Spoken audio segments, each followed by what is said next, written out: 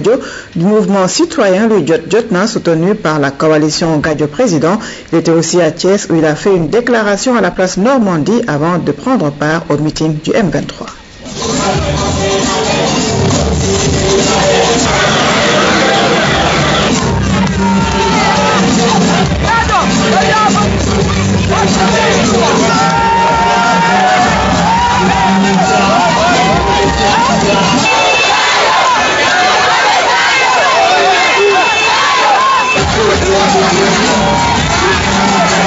asalaamaaleykum mbokku Sénégal ñu ngi leen di nuyu encore ku nekk ci turam ak ci santam ñu nekk ak nag ànd ak mbégte bu rëy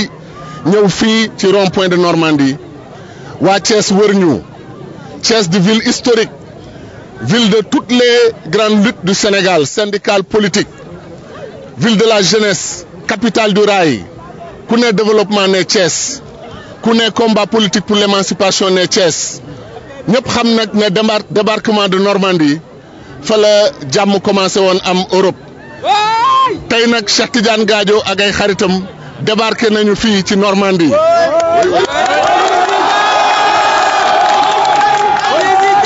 débarqué ci Normandie pour joxe signal ne jàmm dina am Sénégal dinañu ramener la paix dans notre pays li ma waxoon démb rek candidature inconstitutionnelle bu Abdoulaye Wade moo changé nature campagne bi tey may féliciter nag les 7 leaders du M23 yi nangu ñu continuer lëkkaloo joxante loxo wane ne askan bi moo ñu gënal suñu bopp moo tax tey ñu taxaw continuer di ànd ñëw fii pour meeting tey nag bu dee waxante dëgg dama jàppoon ne damay def la déclaration historique de la coalition Gadio Président sur la Casamance ñu ngi naqarlu bu baax conflit bi am Casamance guerre bi am Casamance waa Casamance ñëw naa ba ci yéen wax ak yéen Cheikh Tidiane Gadio bés bu ñu jotee ci réew mi priorité nationale numéro 1 mooy la Casamance bañ ko waxee ba léegi ñu ngi sant yàlla ne candidat bu jóg ne Casamance mooy priorité ñu ko ciy félicité parce que ñun loolu la ñu mos a wax loolu moo mos a nekk suñu thème te du thème de campagne électorale du thème politique thème la boo xam ne bépp doomu Sénégal tey ànd nga ceeg MPCL ànd ceeg coalition Gadio Président Casamance mooy priorité numéro 1 nañu delloo si jàmm Casamance delloo si jàmm ci Sénégal mën liggéey suñu réew donc mbokk yi loolu laa bëggoon wax ma baamtuwaat ko ci français ci lu gaaw. Mes très chers compatriotes, je voudrais encore une fois de ce rond-point de la place Normandie, comme on avait fait en 1944. Le débarquement de Normandie a donné le signal de la fin de la guerre.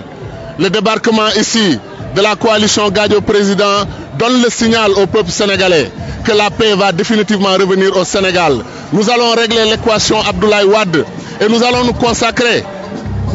à la grande crise, au grand conflit de la Casamance. Nous voulons ramener la paix en Casamance, c'est notre priorité absolue. Thiès est un excellent endroit pour lancer un message de paix à la Casamance. Parce que ici à Thiès, se sont faites toutes les grandes luttes d'émancipation du Sénégal. Capitale du rail, félicitations aux populations de Thiès. Que Dieu vous garde, que Dieu garde le Sénégal, que Dieu garde la Casamance, que la paix revienne en Casamance. Jërëjëf mbokk yi.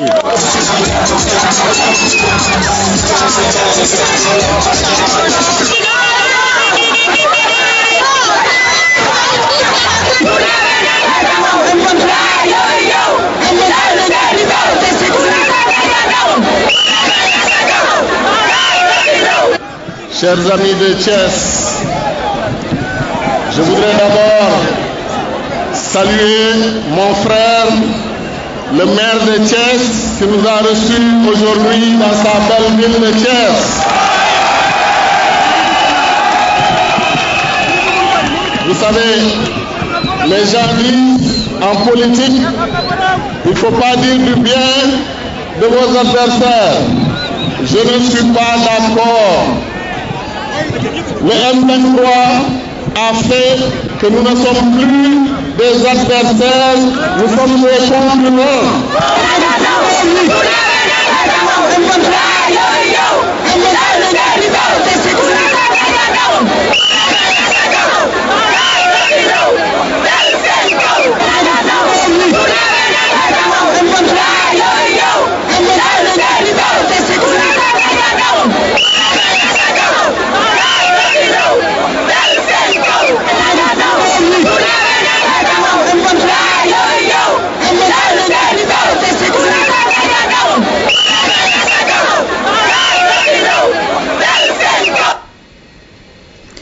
Place maintenant au candidat Abdoulaye Wade des FAL 2012 qui était en meeting à Kébémer, à Louga et à Saint-Louis avec un arrêt au village de Père. Auparavant, il avait rendu visite aux chefs religieux de Ngourane et de Géoul.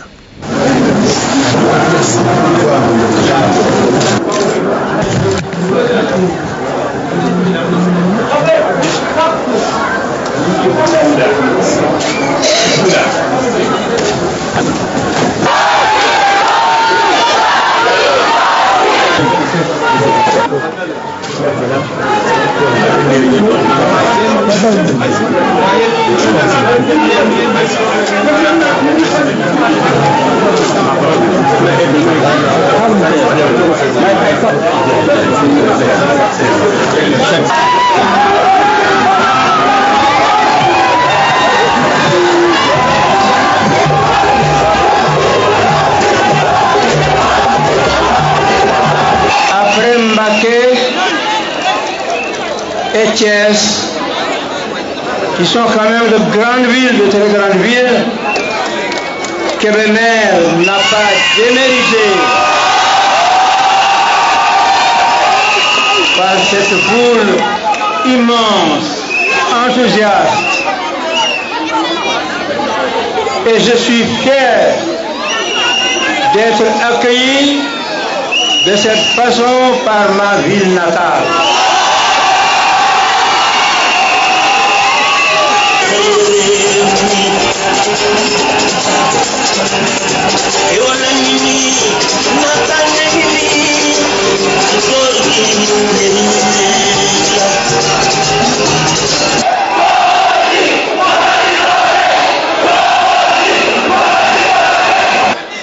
Louga est aujourd'hui en fête, Louga colorée pour accueillir son candidat.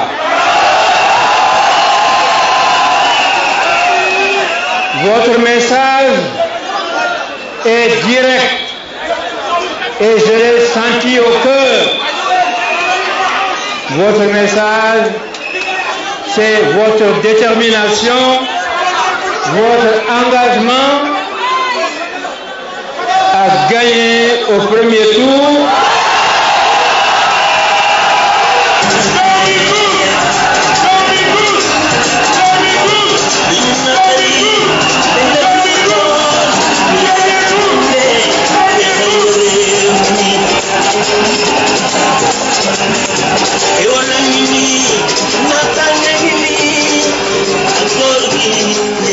Saint-Louis, la belle capitale. Saint-Louis qui a connu les hommes politiques les plus célèbres depuis le 19e siècle, les combattants, des combattants comme Abikan Diallo, des combattants, je ne peux pas tous les citer, mais qui sont les véritables conquérants des droits de l'homme, des droits du Saint-Louisien et des droits des Sénégalais. Saint-Louis a toujours été un phare et aujourd'hui il est un phare intellectuel grâce à ses universités. Et ici je voudrais m'adresser aux jeunes, particulièrement aux étudiants, pour leur dire que le Sénégal que nous construisons, c'est votre Sénégal. Nous voulons en quittant le pouvoir un jour, vous laisser un pays construit,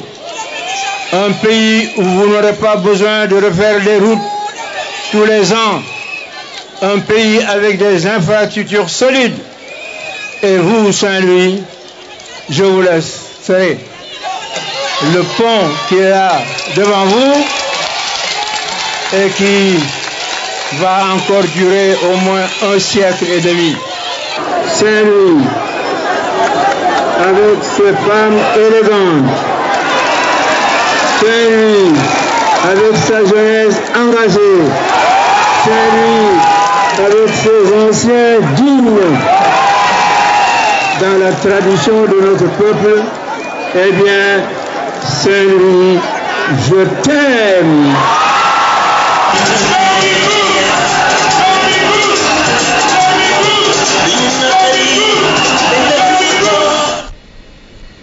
Idrissa Seck, le candidat de la coalition IDI 4e président, est élu dans sa ville natale Thiès, plus précisément à la promenade des Thiessois où s'est tenu le meeting du M23.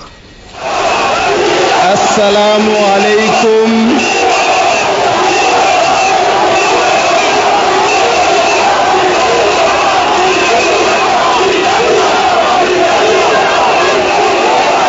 Merci beaucoup.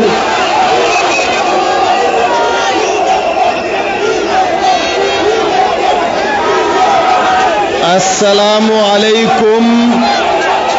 mbokku Thiès. Assalamu alaikum mbokku Sénégal. maa ngi nuyu candidat yi fi teew yépp bokk ci M23 nga xam ne li leen boole ci benn jataay mooy fexe ba ñépp sàmmonte ak sartu réew mi fexe ba ñépp respecter constitution du Sénégal parce que loolu mooy fondement bi nga xam ni bu amul benn tabax du mën a taxaw ci Sénégal. ma di leen gërëm ci yeesal bi ñu yeesal seen pas-pas seen dogu ak seen takkute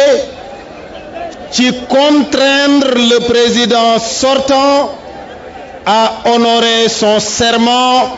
et à respecter la constitution du Sénégal. waxoon naa leen ci ginnaaw le 1er juin 2011 que la présence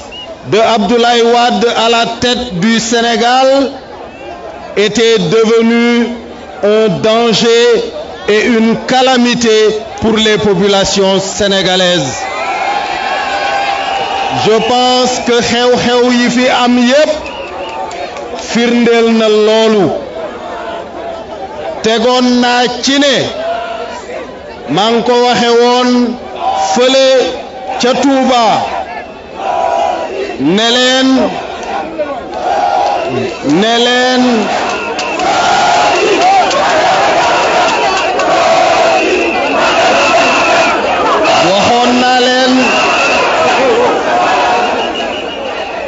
waxoon naa leen itam fële ca Touba ne leen garab gu màgget guy déjjatiku di daanu fokk mu bari coow gàncax guy sax nag day indi njariñ rekk mais du bari coow.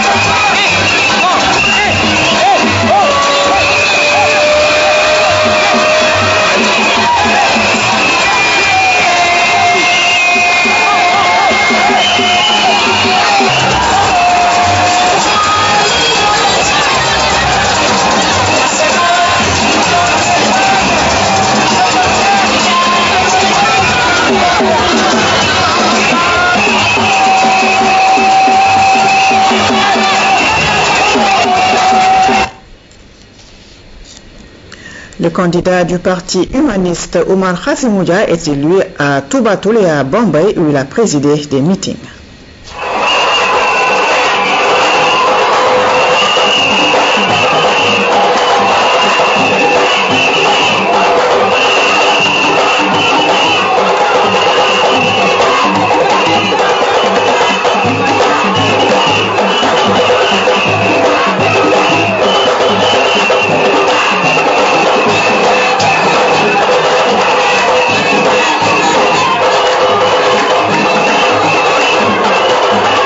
Vous venez de dire vous-même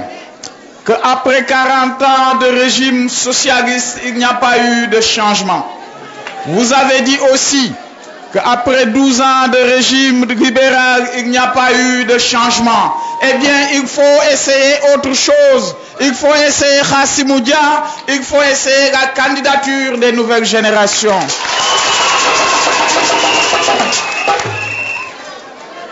À l'heure où je vous parle, par la presse interposée, les hommes politiques sont en train de se quereller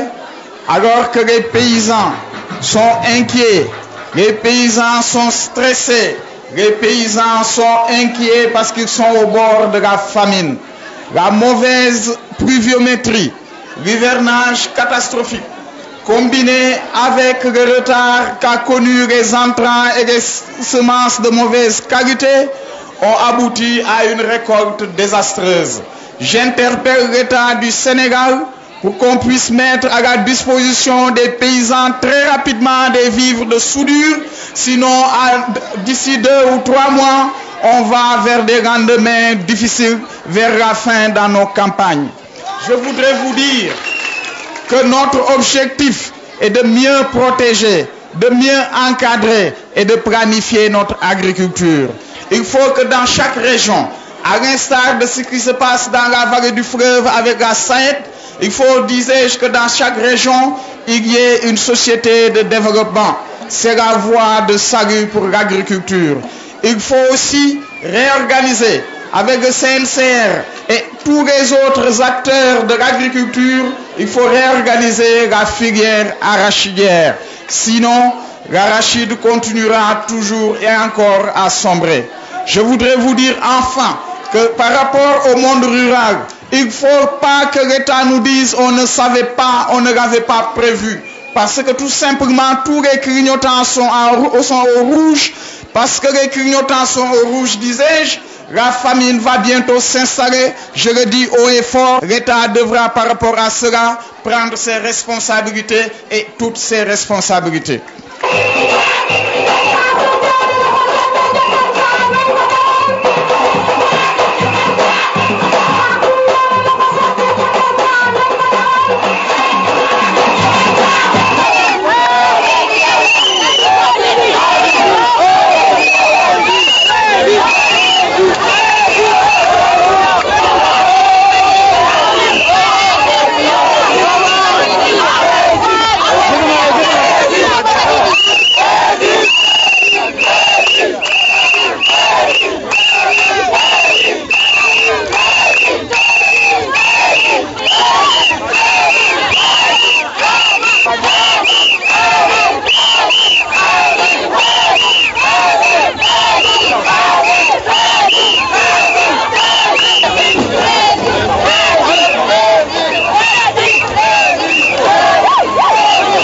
mbokk réew mi ñu ngi fii tey ci Bambey Bambey mooy dëkk bi nga xamee ni moo gën a pauvre ci Sénégal département bi gën a pauvre ci Sénégal bi gën a néewlee ci réew mi war nañu donc fexe ba réew mi mën a téye ay doomam waa Bambey kenn desatu fi xale yi nga xamee ni ñoo yor xel mi xale yi nga xamee ni ñoo yor doole ji bu dee xale yooyu yëpp dañu jógee ci réew mi gàddaay eh bien réew mi day dellu ginnaaw di continuer di dellu ginnaaw moo tax état bi nga xamee ni moom mooy ñëw après élection yi gouvernement bi nga xamee ni ñun dinañ ko taxawal après élection yi li muy njëkk a def mooy résoudre la question de l'emploi résoudre la question de l'emploi en faisant quoi créer ay industrie de transformation transformer gi ñuy produire ndax bu ñu transformer gi ñuy produire non seulement richesse yi dina am yokkute mais aussi xale yi dinañ am fi ñu yëngu.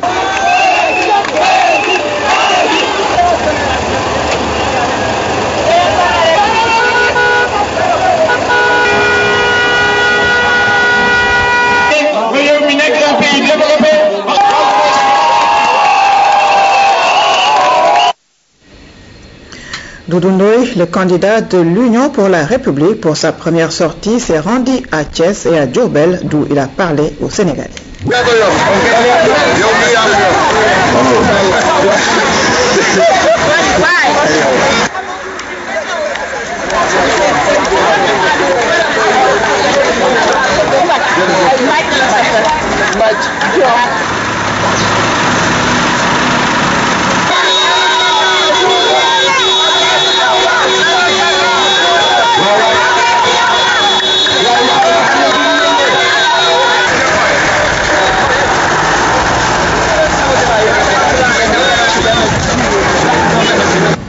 mbokk yi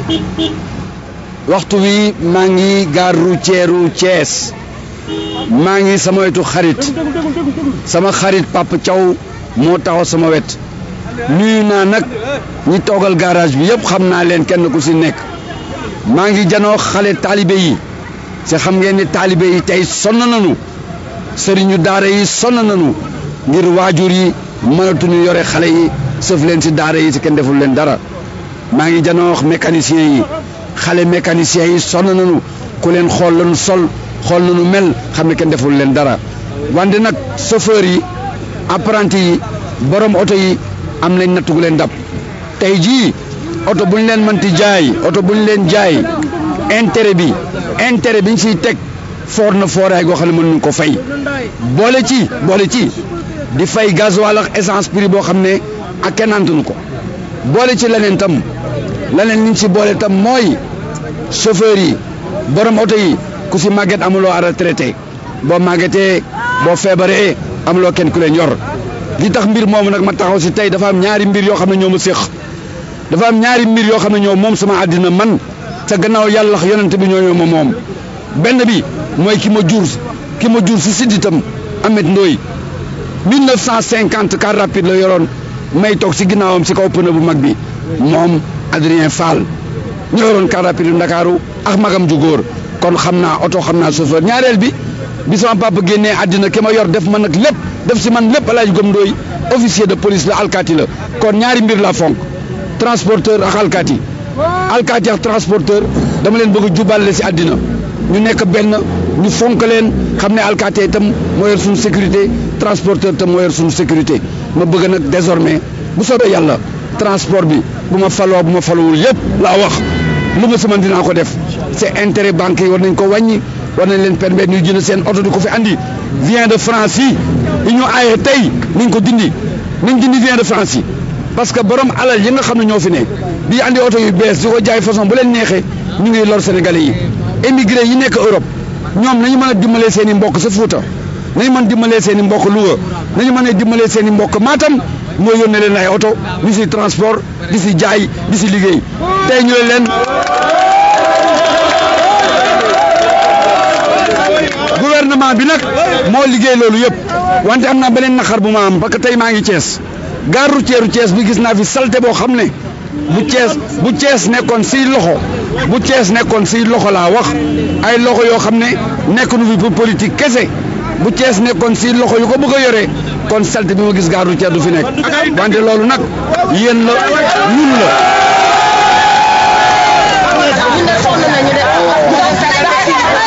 accident Diourbel accident Njaareem soxna Yacine Fall a ngi nii Yacine Issa Fall setu yëli Manel Fall borom Diourbel borom Njaareem chef de canton moom mi tabax diwaan bi si barke Serigne Touba Khadim Rassoul ay fanweeri at a ngi nii may wax benn wax may gis benn gis bi ba ma jógee ndàngal ma ba ma jógee xombol ba ak si Njaareem bu ma xoolee ndijoor xool càmmeñ suuf kese lay gis bu ma xoolee ndijoor xool càmmeñ suuf kese lay gis ci dëkk bu mel nii dëkk bu am barke bu mel nii moo tax li ma wax du ma si jóg ñu defar Njaareem defar Bawol defar Jolof defar Sine Saloum loolu day mooy Sénégal ku ko deful tooñ nga sa réew.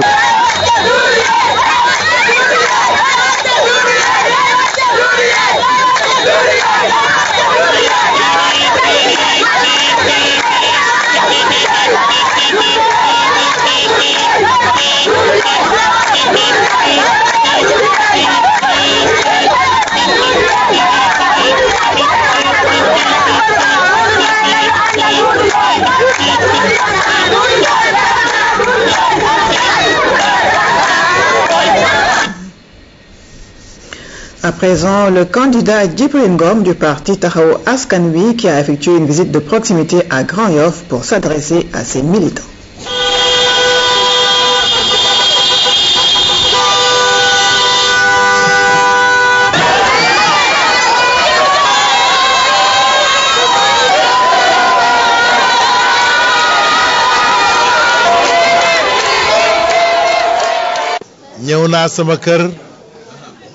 ñëw naa sama kër Serigne Malick Fall ñëw nag fekk fi sëñ Cheikh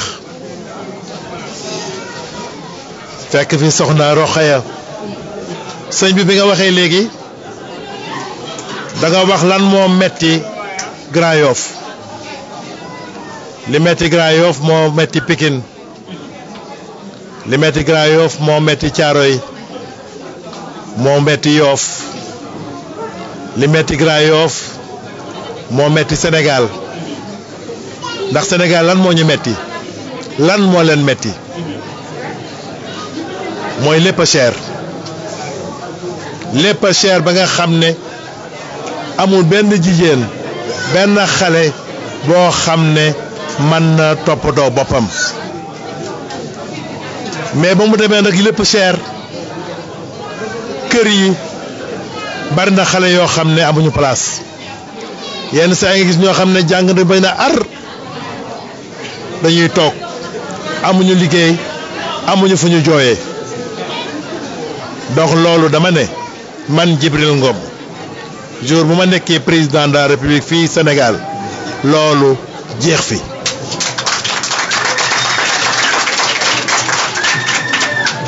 waxuma di sànni dama xam li ma wax damay faral di wax ni ñu may seet dama leen ne du ma wax lu ma manul du ma fen dëgg laay wax du ma dige loo xam naa ne manuma ko damay ñaan nag yàlla suñu borom mi nga xam ne moo man lépp mu fekk ma te loolu ndax Sénégal moo ma ñor Sénégal na ku mu ñor xale yi war laa ñor jigéen ñi war laa ñor condition vie wu sénégalais yi sénégalais yi ñor la da ngeen di xool fi ñu jóge jaar ci marché bi xool jigéen ñi nga xam ne ñu ngi daan seen doole te kenn dimbaliwu leen dama ne man Djibril Ngom jour moo toogee incha allah jigéen ñi dinaa leen dimbali ndax dimbali jigéen ñi mooy lan mooy fekk leen fi ñu nekk jox leen ay financement te loolu alhamdulilahi rabil alamin mooy sama liggéey xam naa yoon wi may jaar te ñi may waxal tam xam nañu ne xam naa yoon wi may jaar xale yi dama ne ñi jàng incha allah dinañu am liggéey ñi nga xam ne seen jàng bënnul dinañ leen dugal te école ay métier ba nga xam ne dinañu am métier te ëllëg dinañu am liggéey ndax dinañu créer fonds boo xam ne mooy fonds national de l'emploi et de la solidarité gis ngeen fonds boobu xam ngeen naka laa koy alimenter fan laay jëlee xaalis bi pour dugal fa li gars yi daan yàq rek laay dajale rek dugal si li gars yi daan yàq laay dajale dugal ko ci fonds boobu ndax fas yéene naa jour ma njëkkee toog dina am 100 milliards d'économie yoo xam ne seen destination mooy dugg ci fonds boobu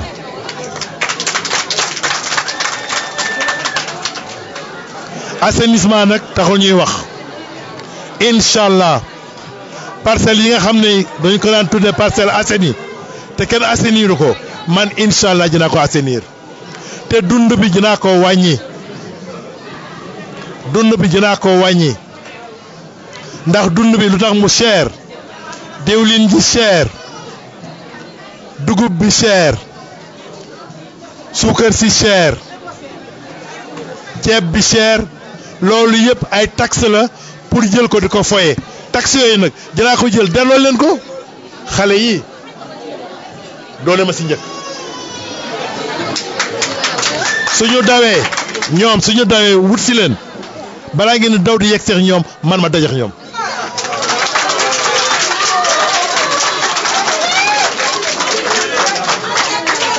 loolu mooy sama engagement di sama engagement vis-à-vis de toute la jeunesse sénégalaise.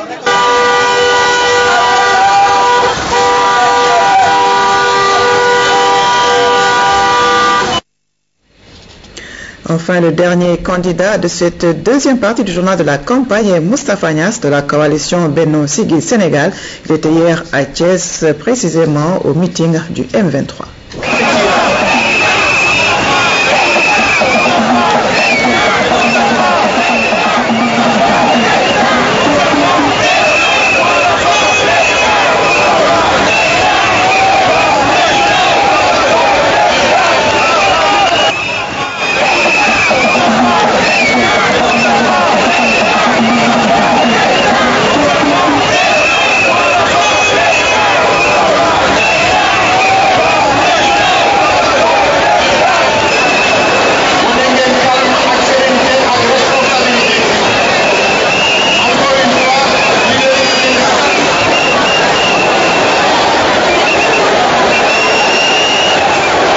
sunu mbokk Thiès ñu ngi leen di wax asalaamaaleykum. mobilisation bi am tey wax dëgg yàlla sedd na xol bon nag jërë ngeen jëf à la jeunesse de Thiès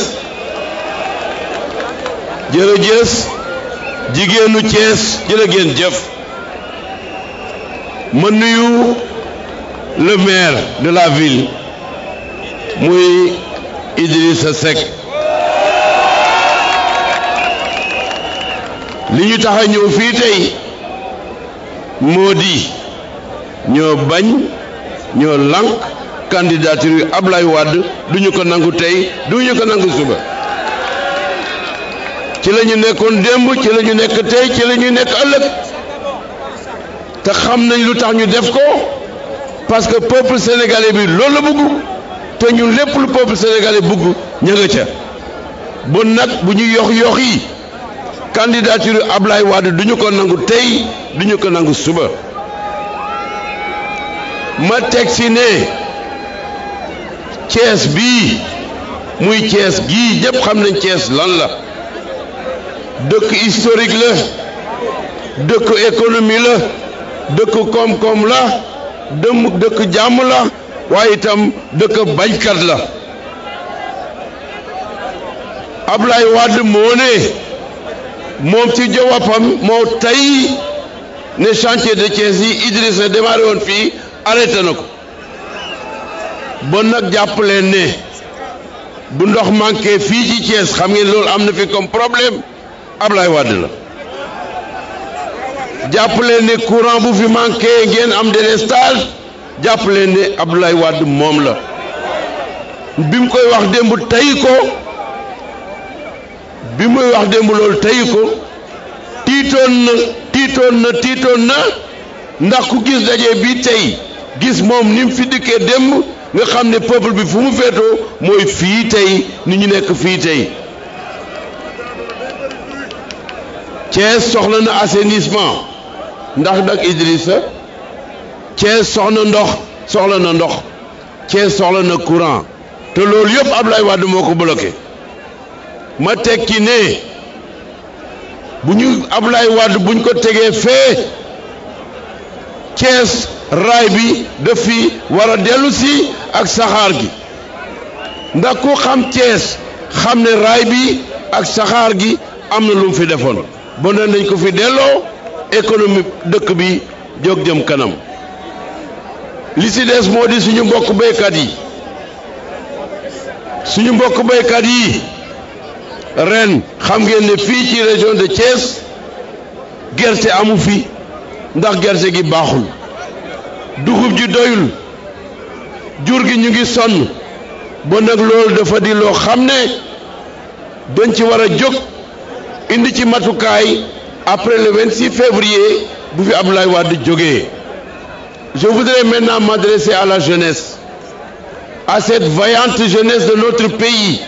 à la jeunesse de Thiès qui souffre du chômage, qui souffre de la précarité. Il faut soutenir la jeunesse de Thiès Il faut soutenir la jeunesse du Sénégal. Jeunes de mon pays, je vous dis et je vous redis qu'il ne faut pas perdre espoir parce qu'Abdoulaye Wade va s'en aller et le pays sera reconstruit avec sa jeunesse, reconstruit avec sa jeunesse, reconnu avec sa jeunesse qui est l'espoir et le fer de lance de notre pays. Merci. Et voilà qui met fin à ce journal de la campagne électorale. Vous avez rendez-vous demain avec Maïmouna Ndir. Merci de votre attention et bonne fin de soirée avec les programmes de la RTS.